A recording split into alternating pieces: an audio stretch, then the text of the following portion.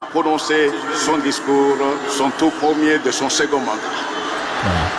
Ainsi pleinement investi, donc on veut dire étape nyon ceci, si quoi comme pleinement investi, et si kawa akuki kozwa maloba poete alobela mokili, alobela mboka, alobela ba congolais.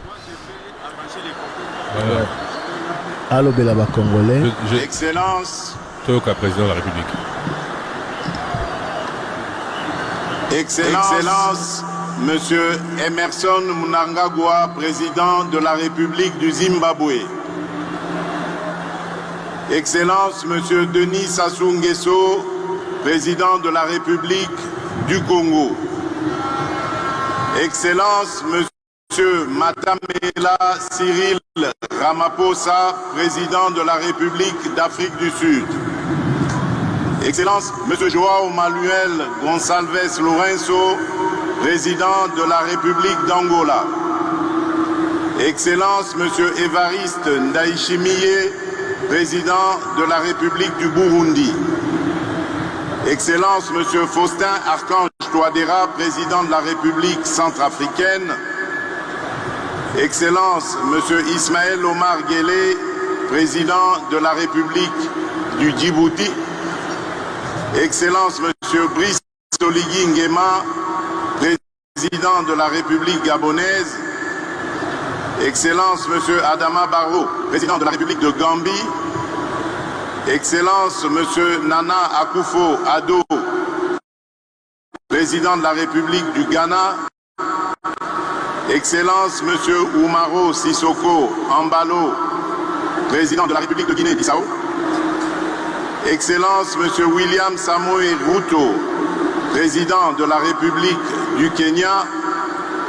Excellence, Monsieur Lazarus Chakwera, président de la République du Malawi. Excellence, Monsieur Carlos Villanova, président de la République démocratique de Sao Tomé et Principe. Excellence, Monsieur Macky Sall, président de la République du Sénégal. Excellence, Monsieur Mahamat Idriss Déby Itno, président de la République du Tchad. Excellence, Monsieur Hakainde Hichilema, président de la République de Zambie. Excellence, Monsieur Uhuru Kenyatta, président honoraire de la République du Kenya. Excellence, Monsieur Eri Rajaonarimampianina, président honoraire de la République de Madagascar. Excellence, Monsieur Jakaya Kikwete, président honoraire de la République unie de Tanzanie. Excellence, Monsieur Olusegun Obasanjo, président honoraire de la République fédérale du Nigeria.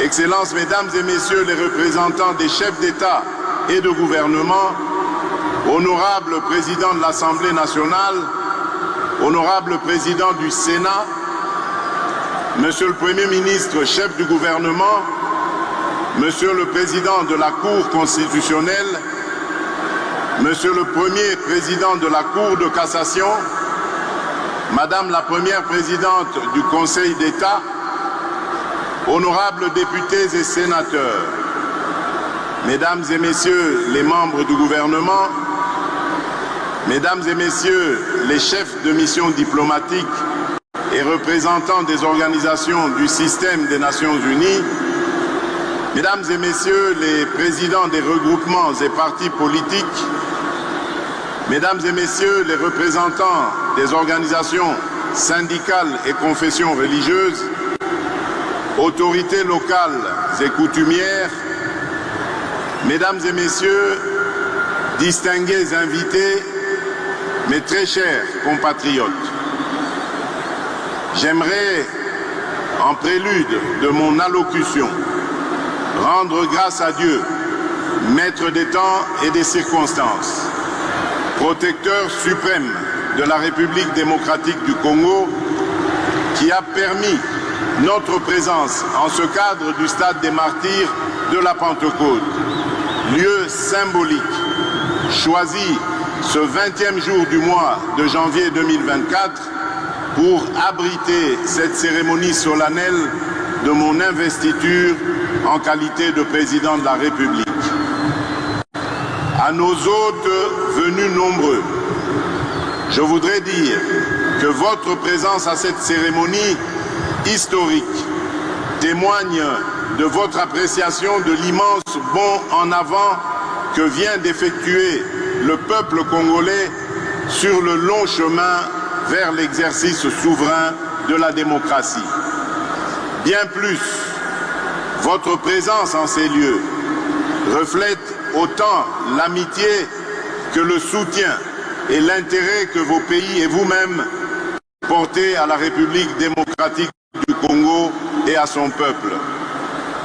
Revenant sur cet exercice souverain et démocratique, je voudrais particulièrement exprimer, au nom du peuple congolais et au mien propre, mes sincères remerciements aux Nations Unies à travers sa mission de stabilisation pour la République démocratique du Congo, la MONUSCO en sigle, de même que la République arabe d'Égypte, ainsi que les républiques voisines du Congo et d'Angola pour l'appui logistique fourni à la Commission électorale nationale indépendante dans les dernières semaines précédant la tenue des scrutins.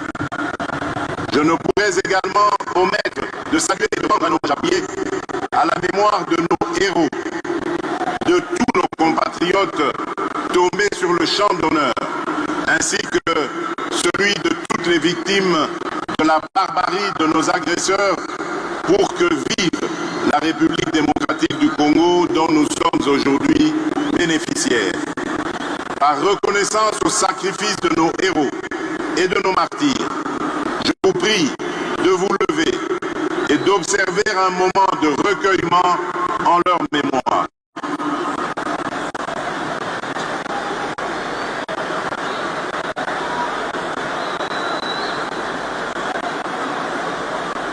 Je vous remercie.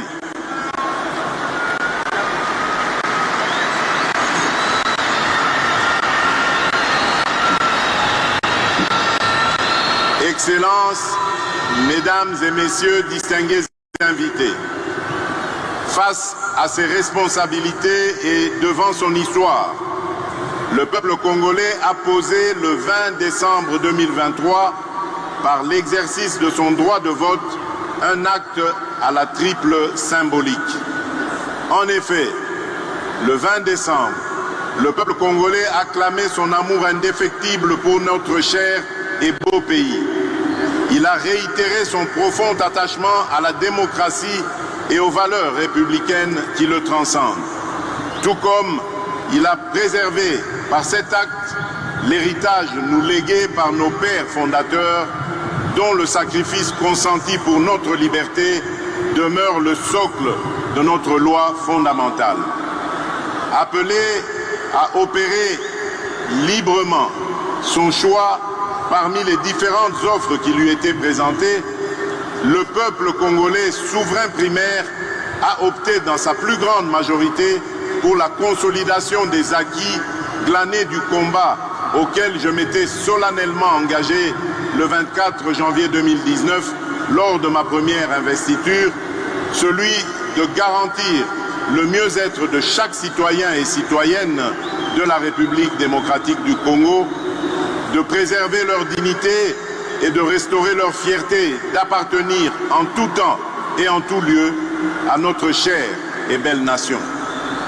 Le peuple congolais m'a renouvelé sa confiance dans la foi et la volonté que se poursuive l'émergence d'un Congo fort, ambitieux, conscient de ses potentialités et avide de progrès. Un Congo plus uni, plus fort et plus prospère. Mes chers compatriotes, ce résultat que nous célébrons ce jour a bénéficié de plusieurs apports spécifiques que je m'en voudrais de ne pas mettre en exergue. Ainsi, je salue chaleureusement ma famille politique et mes compagnons de lutte de l'Union sacrée de la nation, structure qui inclut mon parti, l'Union pour la démocratie et le progrès social.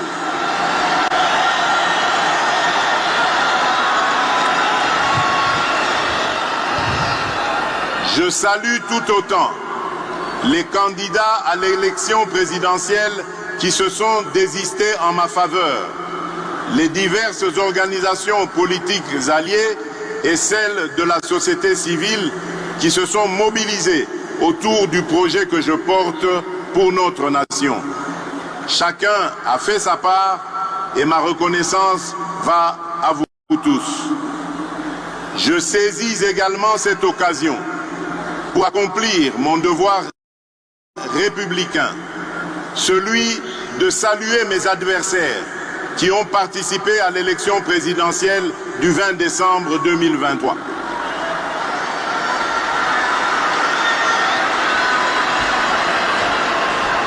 Ne dit-on pas que plus le combat est dur, plus la victoire est belle? Vous êtes donc, mesdames et messieurs, une composante consubstantielle à l'événement de ce jour. Et vous avez, à juste titre, votre place dans la gouvernance de notre pays. En ma qualité de garant de la cohésion nationale, j'y veillerai, au même titre que j'exhorterai au Parlement d'assurer l'effectivité du rôle de porte-parole de l'opposition que cette dernière voudra bien désigner conformément à la Constitution. Mes très chers compatriotes, je vous ai entendu et saisissant la gravité de cet instant, en prenant Dieu ainsi que l'assistance à témoin, c'est avec un immense honneur, fort de votre plébiscite et revigoré de votre confiance renouvelée, que je consens à relever cet énorme défi dont je viens d'être à nouveau investi, celui de présider à la destinée de notre pays pour un second mandat. Chers compatriotes, j'ai appris à communier avec vous et à mieux vous connaître dans ce qui vous anime autant que dans ceux qui constituent le lot de vos principales attentes et préoccupations. J'ai conscience des attentes que peuvent susciter le chômage, la création d'opportunités d'emploi pour les jeunes, les femmes ou encore les personnes vivantes avec handicap.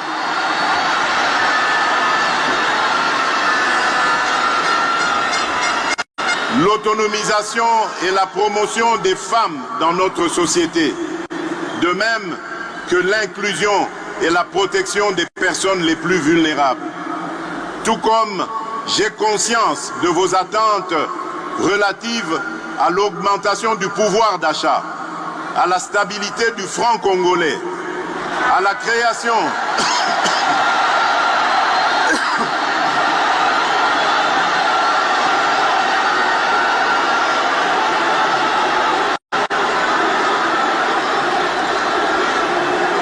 Je disais, tout comme j'ai conscience de vos attentes relatives à l'augmentation du pouvoir d'achat, la stabilité du franc congolais, la création d'une véritable industrie qui pourra concourir à la réduction de la dépendance de notre économie aux importations, notamment celle des biens et des produits de première nécessité. Au-delà des questions relatives à l'emploi, à la cohésion nationale, à l'économie nationale et à la monnaie, le renforcement de l'État dans sa capacité à sécuriser la population et ses biens, à éradiquer l'activisme terroriste et les groupes armés qui sévissent dans la partie orientale de notre pays, à protéger avec plus d'efficacité nos frontières, à assurer la défense ainsi que la sauvegarde des intérêts de notre pays partout où ils sont discutés, sont là autant de sujets qui aujourd'hui nourrissent vos préoccupations. Ces préoccupations pour lesquelles des actions visibles ont été réalisées au cours du précédent mandat et qui continueront d'être au centre de l'action gouvernementale sous mon impulsion et au moyen de ma vision. Une vision, mieux, une ferme prédisposition pour l'action, déclinée à travers les 6 engagements contenus dans le projet de société que je vous ai présenté au moment de solliciter vos suffrages. Ce nouveau quinquennat aura ainsi pour objectif, premièrement, de créer plus d'emplois en accélérant la promotion de l'entrepreneuriat, notamment celui des jeunes, et au moyen d'une approche volontariste inspirée de nos réalités sociétales. Deuxièmement, de protéger le pouvoir d'achat des ménages en stabilisant le niveau de l'inflation et en maîtrisant le taux de change.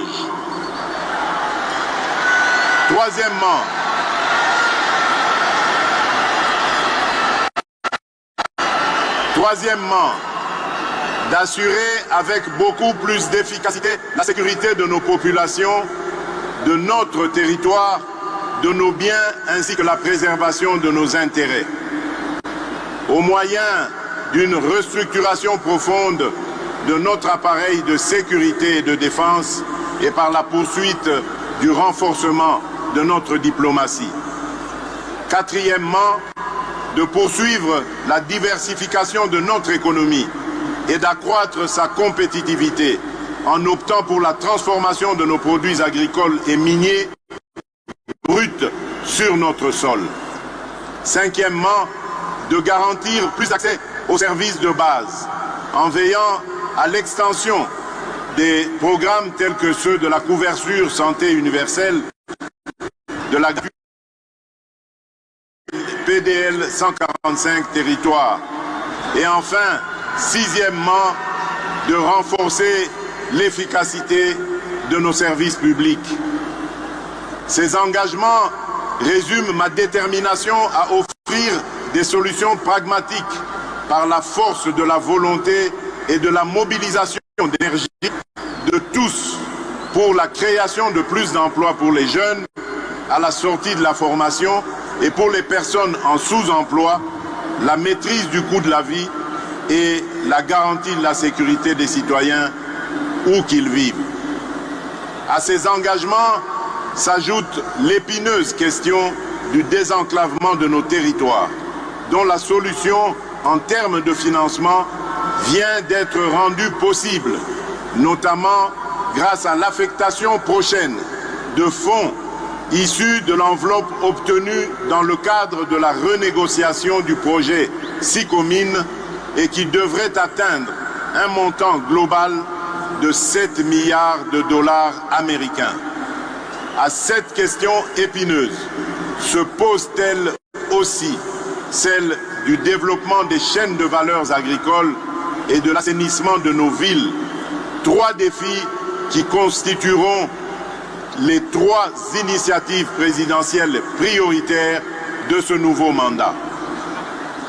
Mes très chers compatriotes, l'expression de vos suffrages et le renouvellement de votre confiance à mon égard interviennent dans une période critique de l'histoire et où de nombreux défis pèsent sur notre devenir collectif. D'abord, sur le plan national, les efforts fournis dans la sécurisation de nos concitoyens et dans la sauvegarde de notre intégrité territoriale se retrouvent mis à mal par les velléités obscures de certains États voisins, d'acteurs extérieurs ou internationaux, avec la complicité lâche de certains des nôtres.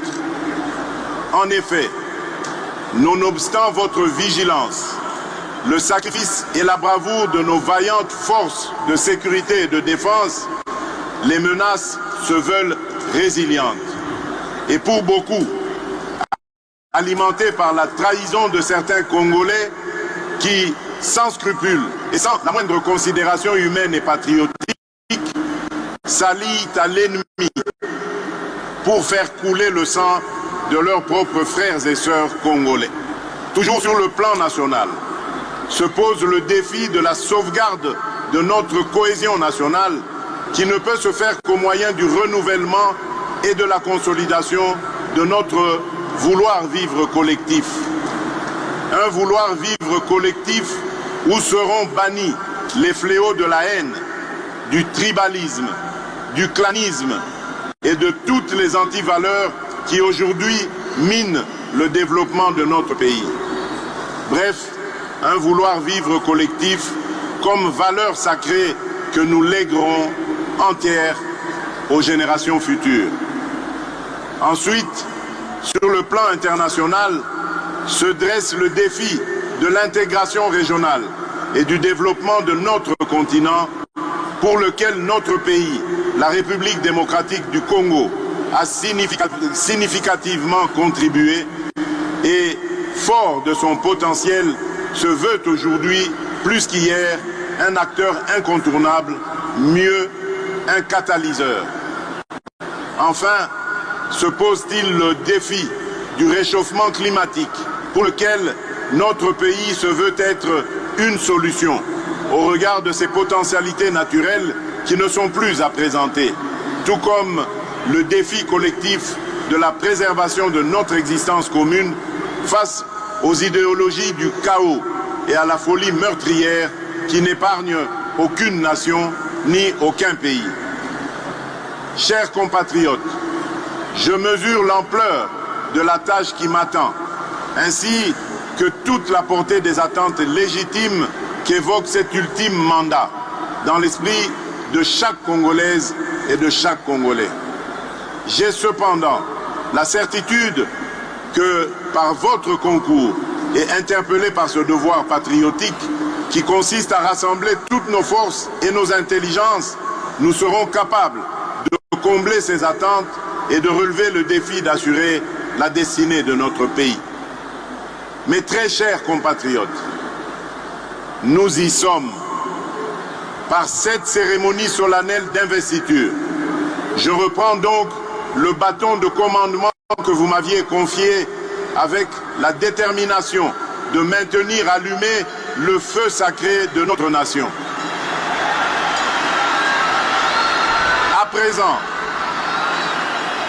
À présent, il s'agit pour nous de transformer durant les 5 prochaines années les prouesses que nous avons réalisées et de parachever l'avènement d'un Congo plus uni, mieux sécurisé et plus prospère.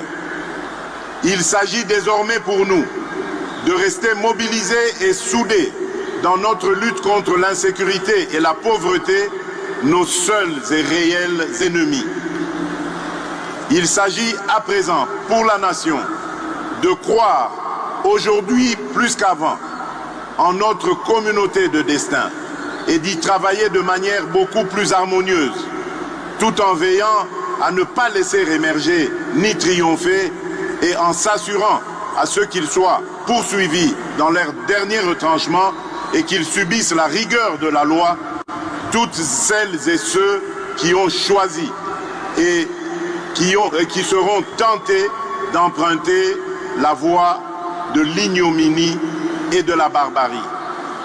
Tirant les leçons de l'expérience passée et ayant à l'esprit vos aspirations exprimées, je m'engage à user de tout ce qui est en mon pouvoir pour que les erreurs du passé ne se reproduisent plus et pour que les actions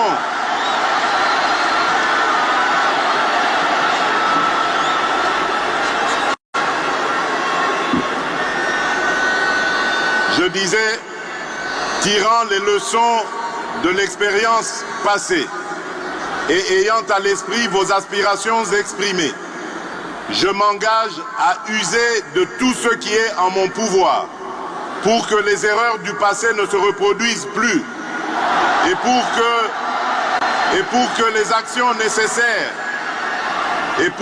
actions nécessaires à l'avancement de notre pays soient promptement prises. C'est à cela que j'engagerai le gouvernement qui sera formé une fois la majorité dégagée. D'ores et déjà, j'appelle tous les animateurs des institutions publiques, à quelque échelon que ce soit, toutes les citoyennes et tous les citoyens à un sens élevé de patriotisme, afin que notre rêve commun à tous de voir notre Congo dans toute sa splendeur devienne une réalité. Mes très chers compatriotes, désormais investi de la charge suprême de la République, je me tiens en ces lieux pour sceller avec vous ce nouveau contrat marqué du sceau de vos sacrifices, de vos aspirations, de votre vitalité et de votre clairvoyance. Aujourd'hui, plus que jamais, vous avez démontré à la face du monde, par la force de votre dignité, de votre courage, de votre résilience, de votre vigilance et de la lueur de la flamme patriotique qui jaillit en vous, qu'un Congo transfiguré est né. Excellences, messieurs les chefs d'État et de gouvernement, Excellences, mesdames et messieurs les représentants des chefs d'État et de gouvernement, honorable président de l'Assemblée nationale, honorable président du Sénat, monsieur le Premier ministre, chef du gouvernement, monsieur le président de la Cour constitutionnelle, monsieur le premier président de la Cour de cassation, madame la première présidente du Conseil d'État, honorables députés et sénateurs, mesdames et messieurs les membres du gouvernement, mesdames et messieurs les chefs de mission diplomatiques et représentants des organisations du système des Nations Unies, mesdames et messieurs les présidents des regroupements des partis politiques, mesdames et messieurs les représentants des organisations syndicales et confessions religieuses, autorités locales et coutumières, mesdames et messieurs,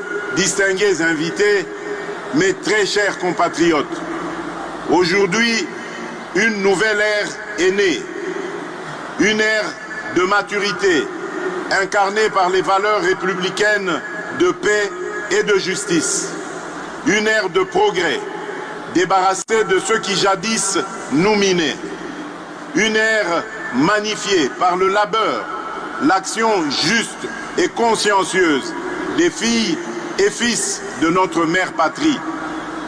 Une ère transcendée par le serment renouvelé de ne jamais trahir le Congo et son peuple et de propulser plus haut l'étendard de notre chère et belle nation. Enfin, l'ère du renouveau, lancée par un quinquennat que rien ne détournera de sa volonté de réaliser une République démocratique du Congo plus unie, plus en sécurité et plus prospère pour la postérité. Que vive la démocratie, que vive le peuple congolais, que Dieu bénisse la République démocratique du Congo, son peuple et tous ceux qui l'ont choisi comme pays de résidence. Je vous remercie.